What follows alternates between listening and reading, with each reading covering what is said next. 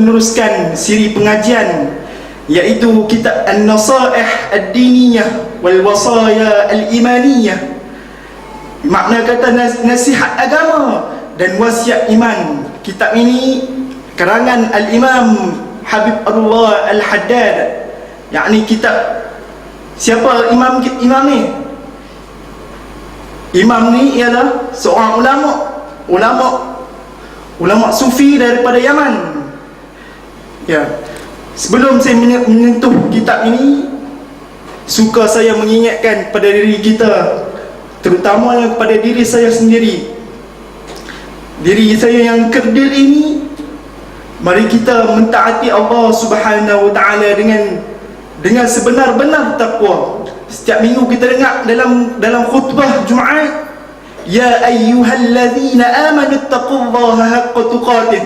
Adakah kita mengambil pengajaran daripada ayat yang disebutkan setiap minggu ini?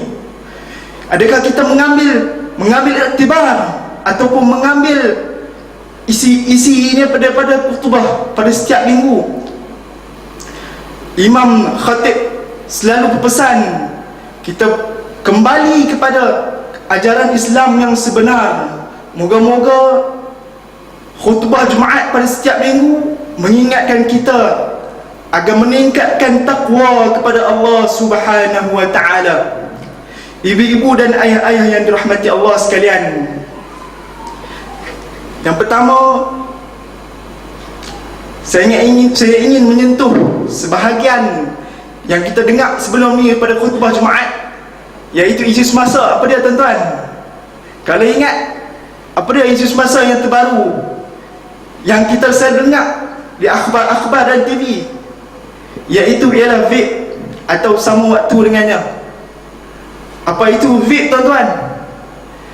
Vape ni sebahagian kira-kira dikiaskan kepada rokok elektronik, rokok lah kira.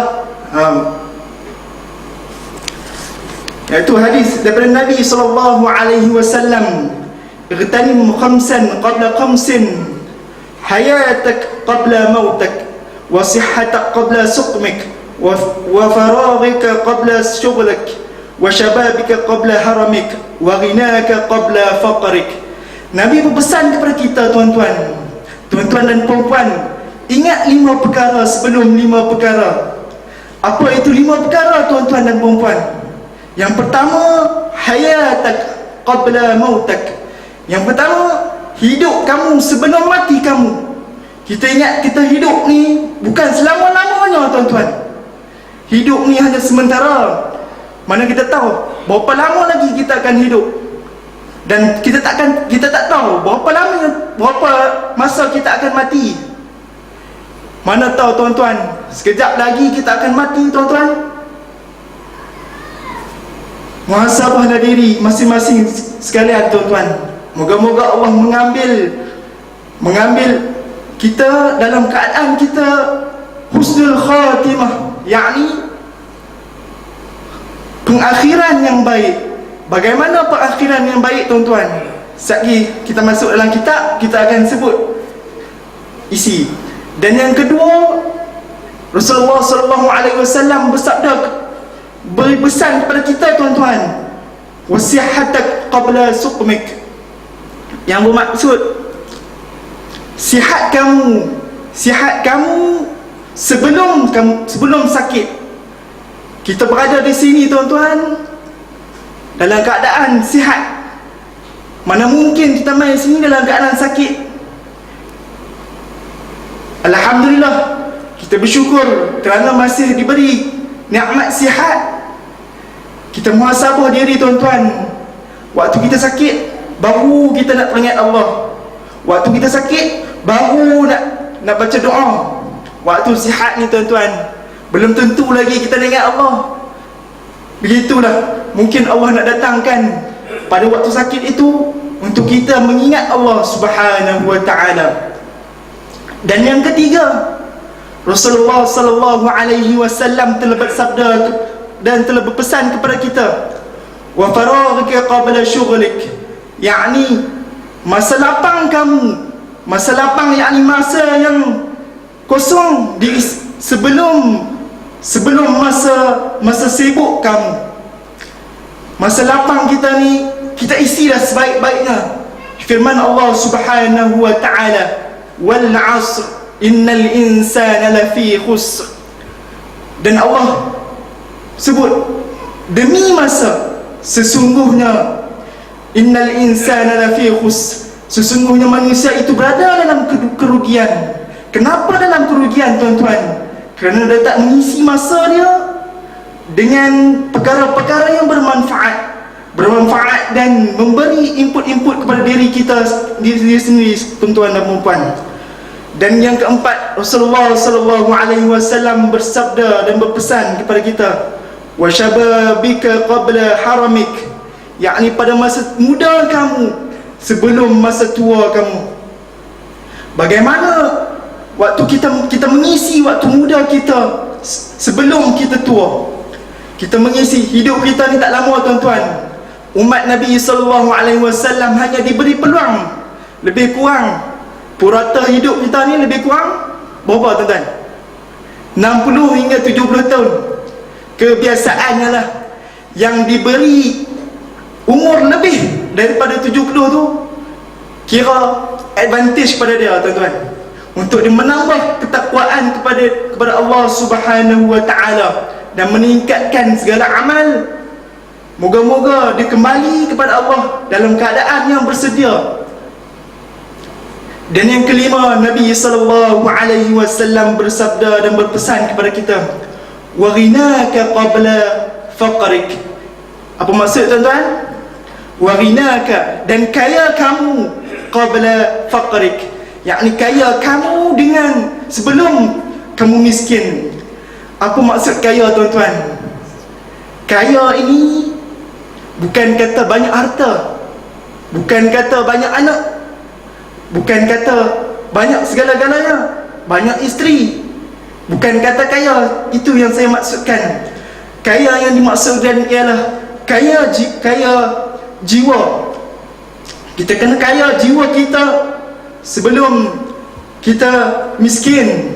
Kita miskin nanti, bagaimana kita nak mengisi wang-wang dan anak-anak kita dan mengisi seluruh harta kita ke jalan Allah Subhanahu wa ta'ala. Dan pada hari kiamat kelak kita akan ditanya daripada Allah Subhanahu wa ta'ala, bagaimana kamu membelanjakan harta-hartamu? Bagaimana kamu membelanjakan harta-hartamu? Dan bagaimana kamu mendidik anak-anak kamu? Itulah kelima-limanya. Saya ulang sekali lagi. Yang pertama, hidup kamu sebelum mati kamu. Dan yang kedua, sihat kamu sebelum sakit kamu. Wa faraghika qabla syaghlik, yakni masa lapang kamu sebelum masa sempit kamu. Dan yang keempat, wa syababika qabla haramik, yakni masa muda kamu sebelum masa tua kamu. Dan yang kelima, wa ghinaka qabla faqrik. Kembali kepada isu semasa tadi, isu vape yang kita biasa dengar dan kita baca di akhbar-akhbar. Kita tengok macam mana remaja kini terlibat dengan vape ni, tuan-tuan. Yang pertama saya sebut ibu-ibu dan ayah-ayah yang perlu banyak main peranan kepada anak-anak. Pada khutbah beberapa minggu lalu saya sebut macam mana kita nak mendidik anak-anak. Moga-moga anak kita tu menjadi saham akhirat kepada kita kelak. Dan yang paling penting ialah apa dia, tuan-tuan?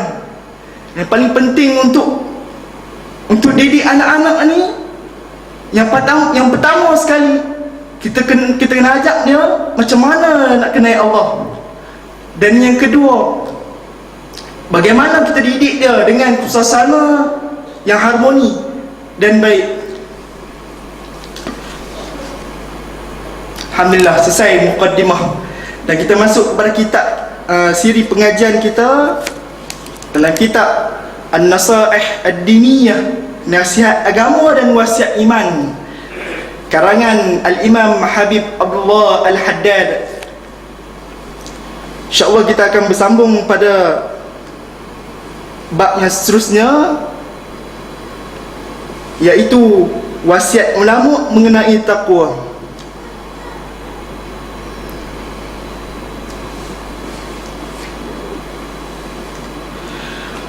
Berkata ulama radhiyallahu anhum, taqwa itu adalah menuruti perintah Allah Ta'ala dengan meninggalkan larangannya, lahir, zahir dan batin, seraya merasakan bahawa kebesaran yang hakiki itu adalah bagi Allah Subhanahu wa Ta'ala, yang patut kita merasakan kehebatan, ketakutan dan kegerunannya. Dan sebahagian mufassirin, yakni penterjemah mufassirin, mengertikan maksud firman Allah yang saya sebutkan tadi, ya ayyuhallazina amanu taqullaha haqqa tuqatih, bertakwalah kepada Allah dengan sesungguh takwa. Apa maksudnya tuan-tuan? Dan yang pertama ialah harus ditaati, harus ditaati oleh Allah Subhanahu wa Ta'ala dan tidak boleh dimaksiati. Untuk kita ni, level kita ni, kita mentaati macam mana? Kita mentaati segala suruhannya dan meninggalkan segala larangannya, tidak melakukan maksiat, menjauhi segala larangannya dan menjauhi segala perkara-perkara yang boleh membuatkan kita menjadi terjerumus ke arah kemaksiatan. Dan apa yang dimaksudkan lagi, harus diingati, tidak boleh dilupai. Apa itu harus diingati tuan-tuan? Ingati ni, kita kena ingat selalu. Ingat Allah selalu setiap waktu kita berjalan dan kita pergi mana pun. Ingat Allah Subhanahu wa Ta'ala. Itulah taqwa yang dimaksudkan mufassirin. Dan yang ketiga ialah harus disyukuri, tiada boleh dikufuri. Taqwa ini macam mana dia nak, maksud dia tu, mufassirin mengatakan macam mana dia harus mensyukuri. Kita harus syukur. Dengan adanya takwa itu, kita akan rasa syukur kepada Allah Subhanahu wa Ta'ala dan tidak dikufuri atas segala nikmat. Nikmat nyamai itu kita akan merasa syukur. Rasa syukur dan tak kufur dengan nikmat Allah Subhanahu wa Ta'ala. Sebab itu jika seorang hamba ditakdirkan mempunyai 1000 diri yang lain kepada dirinya, atau 1000 umur lagi kepada umurnya, tidak mampu bertakwa kepada Allah dengan sesungguh takwa. Apa pengarang kita nak maksudkan di sini? Pengarang kita nak maksudkan, kalau kita ada 1000 diri yang lain pun, belum tentu lagi kita akan bertakwa dengan sesungguh takwa. Itu yang dimaksudkan oleh pengarang, iaitu Al-Imam Abdullah Al-Haddad.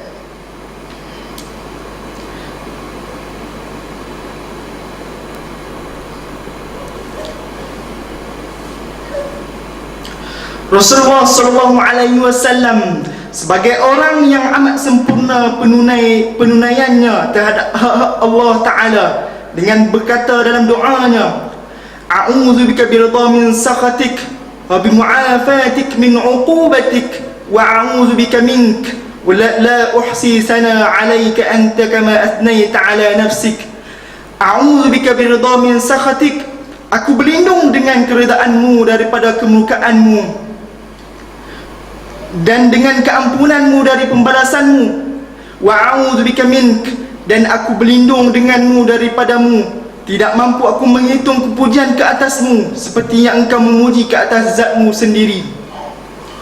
Dan seperti yang kita faham daripada ni, bahawa Allah Subhanahu wa Ta'ala mencipta malaikat yang sejak dari diwujudkan hingga bila-bila masa, sentiasa berrukuk dan sujud kepada Allah Subhanahu wa Ta'ala, di samping melakukan perkara-perkara lain, yakni tugas-tugas masing-masing, yakni setiap malaikat, dan sentiasa bertasbih dan membesarkan Allah Ta'ala.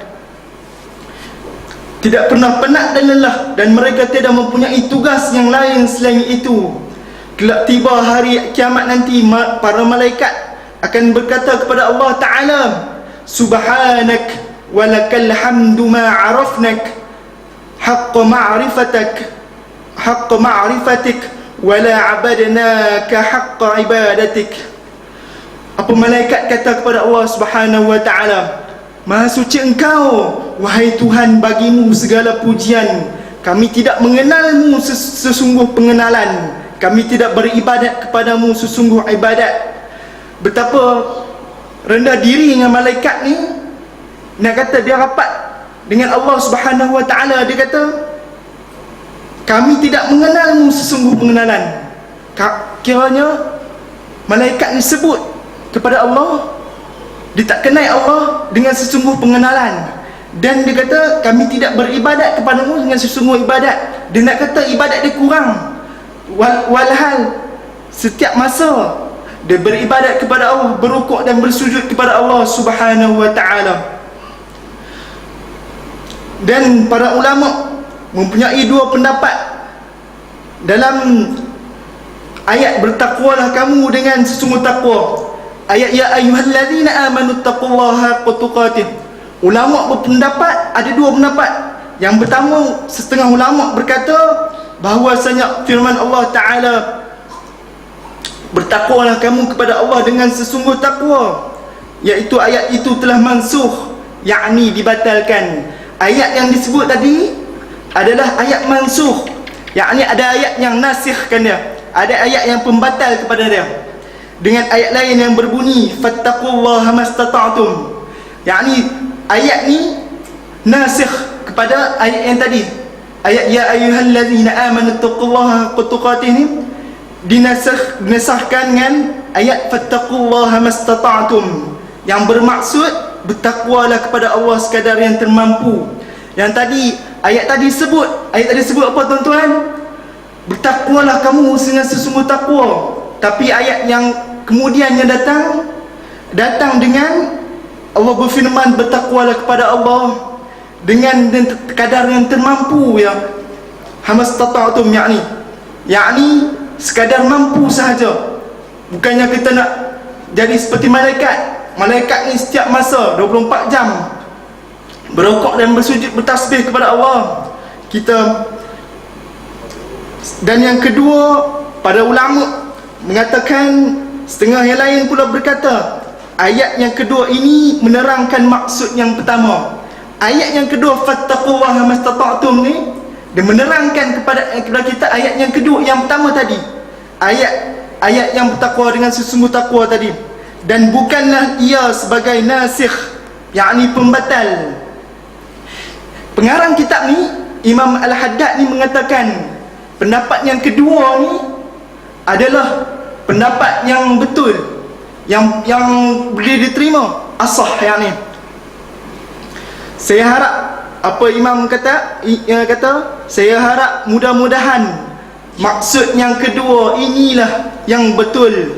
Sebab Allah Ta'ala dan baginya segala puji, tiada memberatkan sesuatu jiwa melainkan sekadar yang termampu dilakukannya. Meskipun dia mampu, memang dia berhak memerintahkannya apa saja yang dikehendakinya.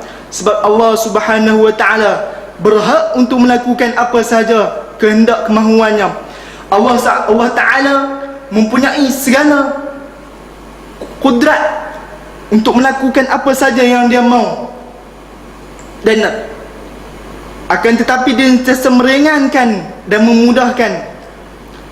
Lihat firman Allah Ta'ala, yuridullahu an yukhaffifa ankum wa khuliqal insanu dha'ifa. Surah An-Nisa ayat yang ke-28. Allah ingin memberikan keringanan bagimu kerana manusia itu dicipta bersifat lemah. Allah sendiri tahu Allah cipta manusia ni ada sifat lemah. Sebab tu Allah tidak memerintahkan. Maksud kita tak ada nak buat sesuatu ibadah tu habis riang, kita kira. Kita katalah habis riang, kita habis tenaga kita buat sesuatu tu. Bukan kata macam tu. Tapi Allah nak kita beribadah dan bersujud kepadanya. Dan firman Allah lagi, yuridullahu bikumul yusr wala yuridu bikumul usr. Allah inginkan kesenangan kepada kita, wala yuridu bikumul usr, dan Allah tidak menginginkan kesusahan kepada hamba-hambanya. Imam Al-Ghazali menyebut dalam kitab Al-Ihya Al-Ulumuddin, apabila turun ayat berikut, Ayat apa tuan-tuan? Lillahi ma fis samawati wa ma fil ard wa in tubdu ma fi anfusikum aw tukhfuhu yuhasibukum bihillah. Apa maksud tuan-tuan? Maksudnya kepunyaan Tuhan segala ada yang di langit dan di bumi. Sekiranya kamu menyatakan apa yang ada di dalam hatimu atau kamu sembunyikan, niscaya Allah memperhitungkan kamu juga. Ketika ayat ni turun tuan-tuan, para sahabat mula rasa gelisah, rasa tak senang duduk rasa macam mana ayat ni turun. Ayat ni terang pasal apa?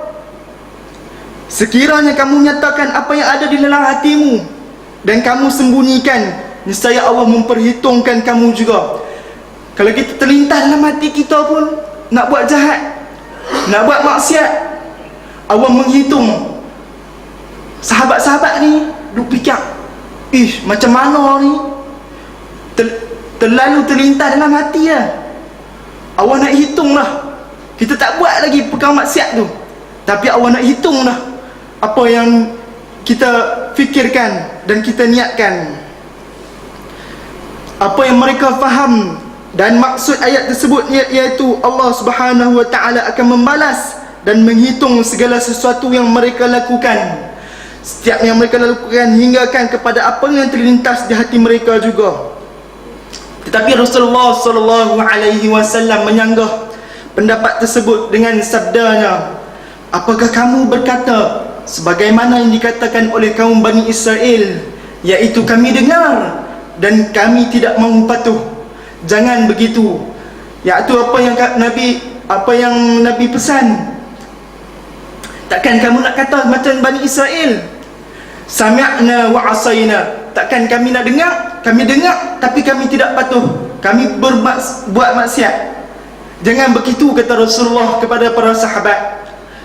Tetapi katakanlah kami dengar dan kami patuh. Sami'na wa ata'na. Dan kami memohon keampunan-Mu wahai Tuhan, kepadamu jualah kami akan kembali. Para sahabat bersetuju dengan petunjuk Rasulullah sallallahu alaihi wasallam. Maka Allah Subhanahu wa ta'ala telah turun ayat yang lain, iaitu firman-Nya, Amana ar-rasulu bima unzila ilaihi min rabbih wal mu'minun. Telah beriman Rasul itu kepada apa yang diturunkan Allah ke atasnya. Demikian pula lah orang-orang yang beriman. Para sahabat ni berasa lega bila Rasulullah menyanggah apa yang mereka rasa tadi, yang mereka fikir tadi. Mereka rasa bila lalu dan lintas hati pun tak buat lagi, dah dikira sebagai dosa. Tapi Rasulullah menyanggah mereka balik dengan berkata, katakanlah kami sami'na wa ata'na, dan kami dengar dan kami patuh.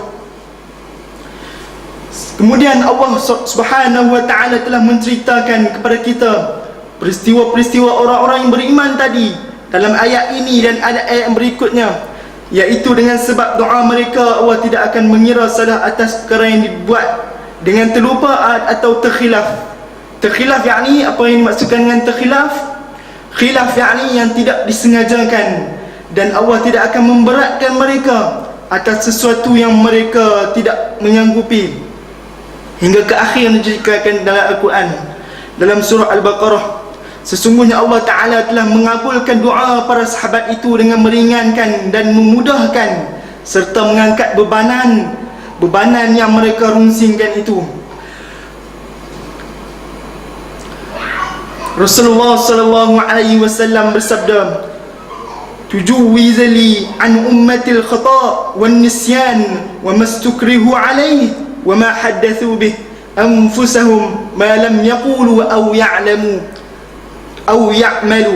Apa yang dimaafkan tidak kira salah atas umatku. Apa yang dimaafkan tuan-tuan? Yang pertama sekali, khilaf, yakni apa, kita tidak sengaja, kita buat sesuatu tu dalam keadaan tak sengaja. Dan yang kedua, kita terlupa. Contohnya kita terlupa tertinggal semayang. Adakah kita berdosa tuan-tuan? tidak kira perkara yang dimaafkan. Dan yang ketiga, perbuatan yang dipaksakan. Sesuatu yang kita buat tu kena paksa, kita buat maksiat tu kena paksa, kita tidak kira dimaafkan. Dan yang keempat, apa sabda Nabi SAW, apa yang terlintas di hati selagi mana mereka tidak mengatakan atau mengamalkan. Dan yang keempat ni yang kita sebut tadi, apa dia? Benda yang terlintas dalam hati, iaitu lebih kurang macam niat. Kita niat nak buat sesuatu tu, tapi kita tidak buat lagi, dan benda ni dimaafkan oleh Allah Subhanahu wa ta'ala.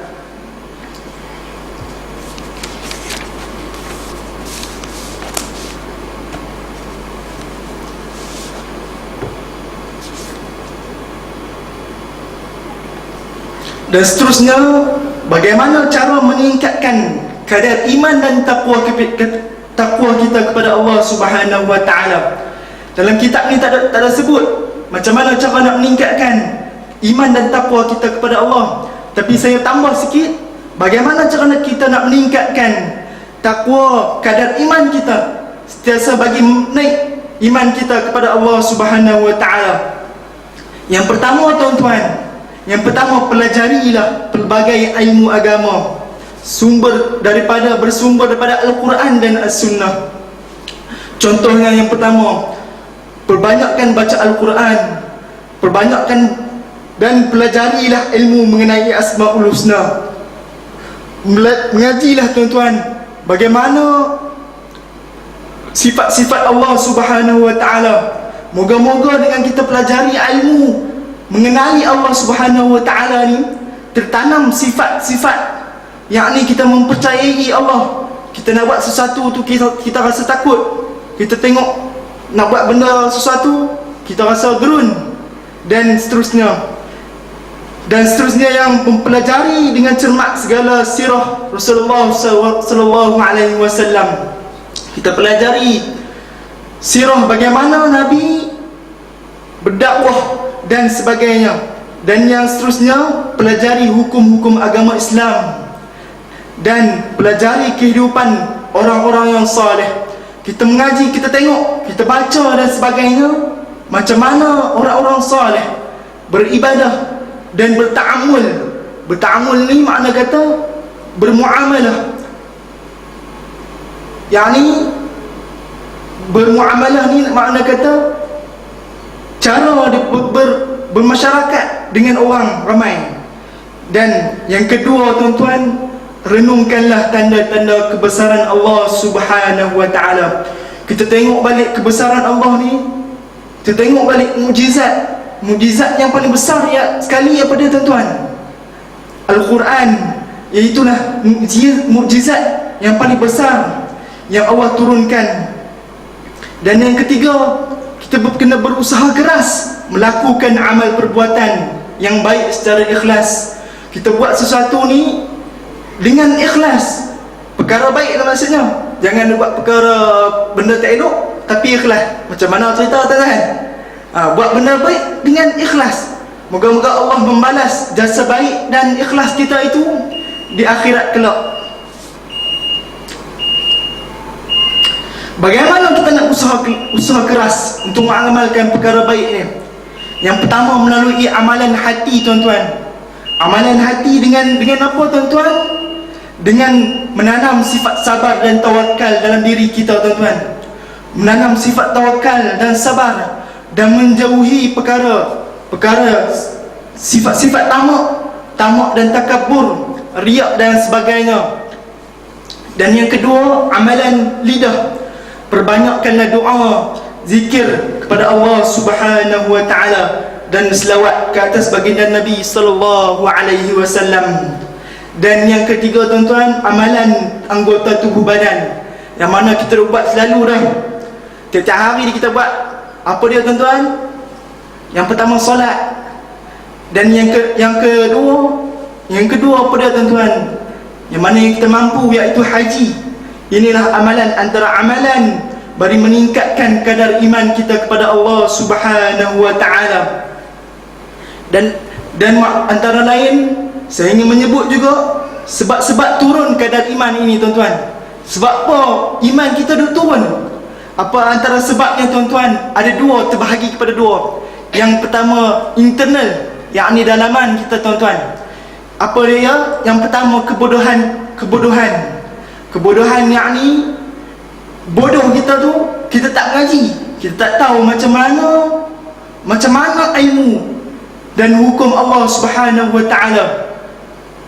Dan yang kedua, ketidakpedulian kita. Kita rasa mengaji ni tak payah kot, tak payah pi, kan tuan-tuan. Ketidakpedulian, benda lain pun kita tak peduli, benda agama apatah lagi tuan-tuan. Asyik dengan perkara dunia dan meninggalkan perkara ukhrawi. Dan yang keempat, jiwa yang ketiga tuan-tuan, melakukan perbuatan dosa awal. Apa dia dosa awal tuan-tuan? Dosa awal ni ialah dosa-dosa kecil. Dosa-dosa kecil ni bila dihimpunkan, dia akan jadi besar. Sama lah macam kita ibaratkan satu kain putih, kita titik hitam pen satu, diibaratkan sebagai dosa kecil kita tuan-tuan. Tapi bila banyak tuan-tuan, cuba tuan-tuan bayangkan, adakah kain putih tadi itu akan tetap masih putih? Sudah tentu menjadi hitam. Macam itulah diibaratkan dengan dosa kecil kita. Apabila kita buat benda-benda kecil ni, lama-lama jadi besar. Benda yang zina mata awal-awal contohnya, zina mata, seterusnya akan jadi zina badan. Sebab tu Allah kata wala taqrabuz zina. Jangan kamu dekati zina. Bukan kata buat, dekat pun jangan. Allah sebut wala taqrabu, jangan kamu dekat. Allah sebut tu kira langkah-langkah awal. Macam mana kita kena jauhi zina. Dan bukan Allah sebut siap-siap langkah awal, kita jauh siap-siap, bukan kita buat jauh siap-siap. Maksud tu itu. Dan yang keempat tuan-tuan, jiwa yang selalu menyuruh buat jahat.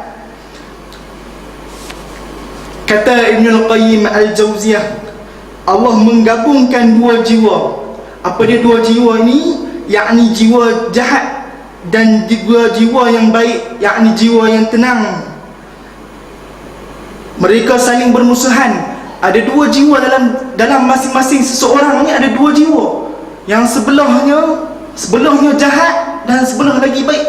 Dia akan saling bermusuhan antara satu sama lain. Di saat salah satu melemah, yang lain akan menguat. Makna kata dua jiwa ni, bila kata yang jahat ni kuat, yang baik ni akan lemah. Dan bila masa yang baik ni kuat dan yang jahat tu akan lemah. Begitulah yang diibaratkan, yang dikata-kata daripada Ibnul Qayyim Al-Jauzi. Perang antara keduanya berlangsung sehingga sempurna, sehingga menjadi jiwa, sehingga seseorang tu meninggal. Macam mana tu?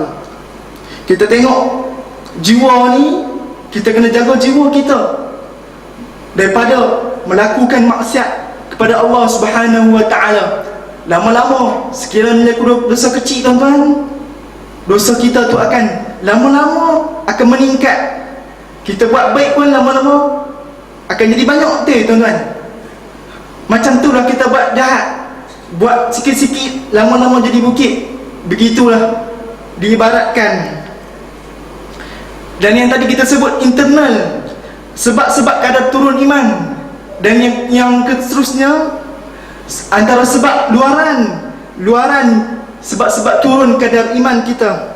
Yang pertama, apa dia tuan-tuan? Yang pertama, syaitan. Seperti biasalah, syaitan ni tugas dia untuk melemahkan kita, untuk melalaikan kita. Begitulah antara sebab menurunnya kadar iman kita. Dan yang kedua, pujukan dan rayuan dunia. Bagaimana pujukan dan rayuan dunia ni tuan-tuan? Kita tengok benda tu semua kita nak. Kawan ni ada kereta tu, kita nak kereta tu. Kita benda ni ada, kawan ni ada benda ni, kita nak benda ni. Begitulah tuan-tuan, pujukan dan rayuan dunia. Moga-moga kita dapat menghindar diri daripada perkara-perkara yang tidak baik, tuan-tuan. Dan yang ketiga, pergaulan yang buruk. Apa yang dimaksudkan dengan pergaulan yang buruk? Iaitu kawan-kawan, tuan-tuan, sahabat-sahabat. Pilihlah kawan-kawan yang baik-baik. Dan bagaimana kita nak tengok seseorang tu? Kita boleh tengok pada kawannya. Kawan dia baik, dia insya-Allah dia akan baik. Dan begitulah seterusnya.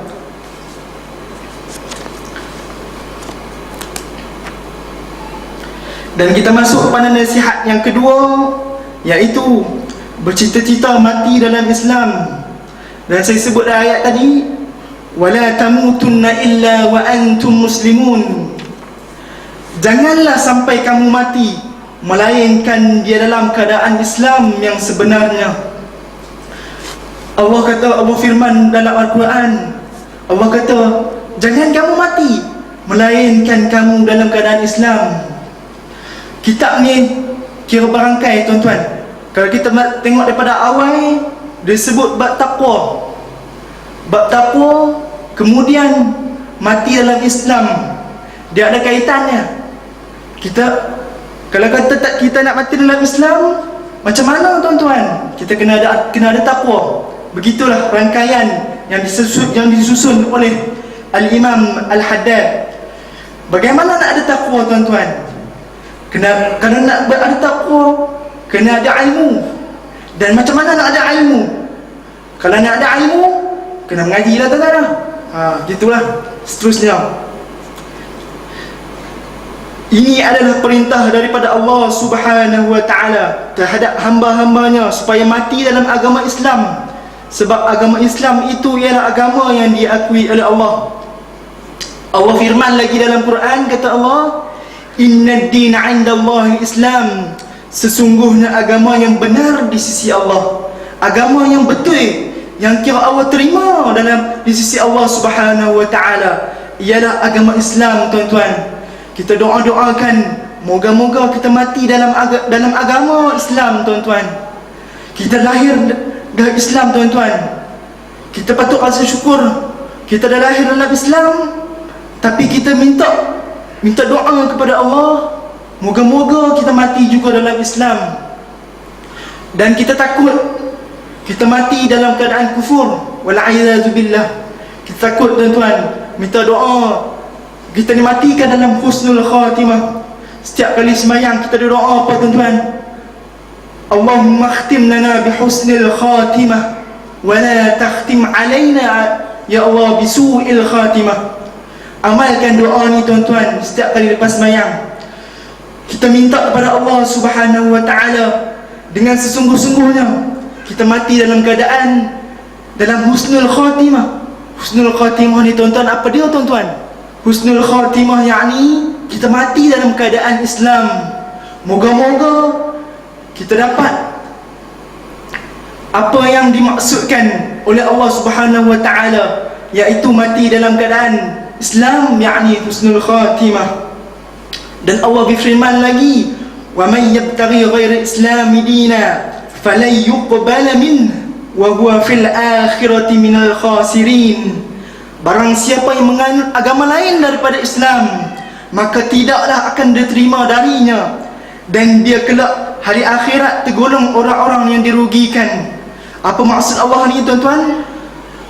Sekiranya dia bukan Islam, dia buat baik, dia bagi sedekah, bagi zakat, bukan zakat lah kira kan, orang ke Islam bagi, dikira sebagai apa, tuan-tuan?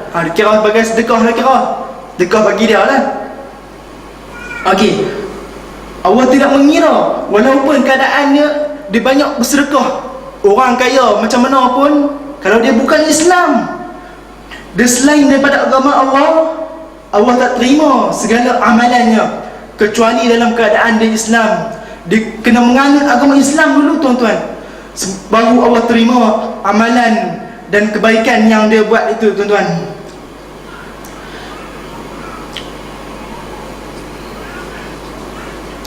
Dan seterusnya, bagaimana kita akan mendapatkan husnul khatimah, yakni pengakhiran yang baik, iaitu mati dalam keadaan Islam, tuan-tuan. Dalam kitab ni Imam Abdullah Al-Haddad ada menyebut bagaimana cara kita nak mendapatkan mati dalam keadaan yang baik. Yang pertama, kitab ni sebut